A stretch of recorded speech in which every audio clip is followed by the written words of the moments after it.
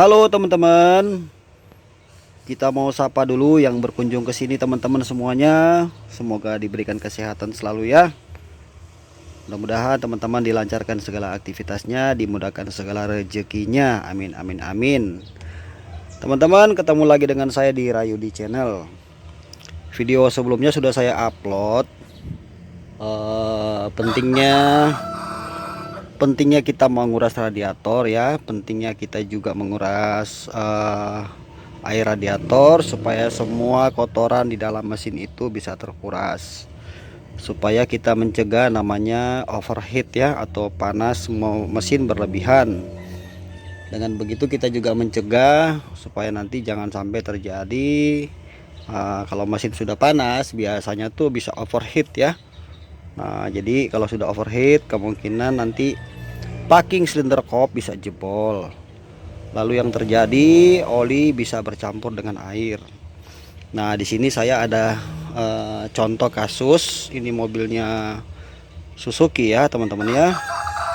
Carry 10 ya, carry 1000. Jadi ini kasusnya sama, teman-teman.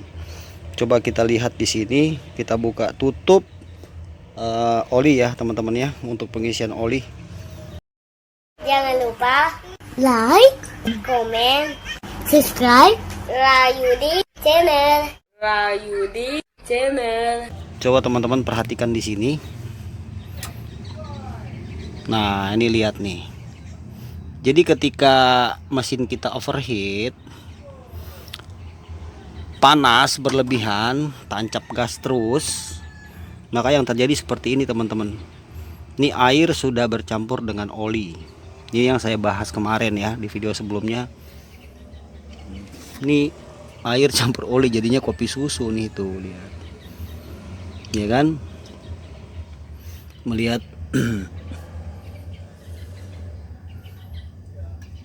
Nah, ini juga sekalian tips ya buat teman-teman yang mau cari mobil second, mau beli mobil bekas ya. Pentingnya kita mengecek mesin itu ini teman-teman.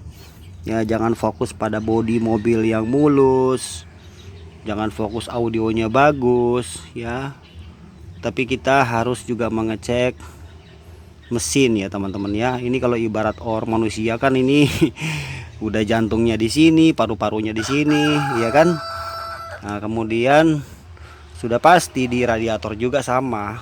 Jadi ketika air itu bercampur dengan oli kan tidak senyawa. Nah, biasanya air itu akan ada di atas sini teman-teman. Ya, sama juga ketika kita buka tutup radiator, oli akan ada di atas. Coba kita buktikan ya. Kita lihat. Nah, teman-teman kalau mau buka gini jangan mesin kondisi panas ya, harus tunggu dingin. Karena kalau enggak bisa bahaya teman-teman.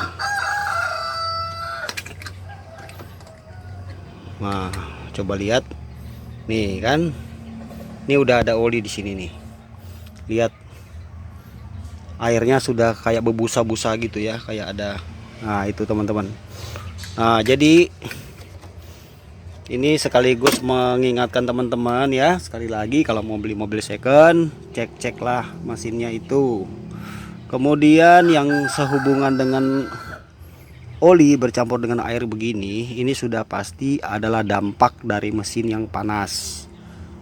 Jadi teman-teman harus paham, ketika sudah terjadi seperti ini berarti mesin harus turun separoh ya, harus separoh mesin diturunin. Jadi kita mesti ngangkat bagian dexel ini ya, cylinder head. Nah, kita harus angkat untuk mengecek kondisi packingnya. Kemudian harus mengecek juga kondisi si cylinder head. Ya, biasanya kalau begini mobil udah susah dihidupkan teman-teman, udah sulit ya, sampai aki tekor juga nggak bakalan nyala, susah biasanya. Kalaupun nyala itu kepaksa teman-teman. Nah, jadi kalau misalnya teman-teman mengalami masalah yang sama seperti ini, perlu diingat bahwa oli yang bercampur dengan air ini adalah dampak ya. Jadi sumber permasalahannya itu kita harus cari tahu dulu ya, apakah memang radiatornya mampet, artinya ada yang memicu ini sampai mesin itu terjadi panas, overheat. Nah, itu pentingnya juga kita menghidupkan indikator teman-teman ya. Jadi contoh kayak gini.